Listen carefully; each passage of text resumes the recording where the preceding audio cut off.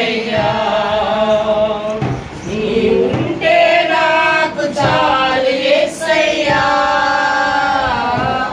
నీ వెంటే నేను ఉంటా యేసయ్యా. మన దేవుడు ఎన్ని బాధలు వచ్చినా ఎన్ని ఇబ్బందులు వచ్చినా తన ప్రజలని తన బిడ్డల్ని ఎప్పుడు త్రోసి వేసే దేవుడు కావలేదు. మనమే ఎన్నో మార్లు దేవుని ధిక్కరించి దేవుని యొక్క మార్గాలను నడవకుండా మన ఇష్టానుసారంగా మనం వెళ్ళి ఉండొచ్చు. దేవునికి మన హృదయాన్ని అప్పగించుకుందాం.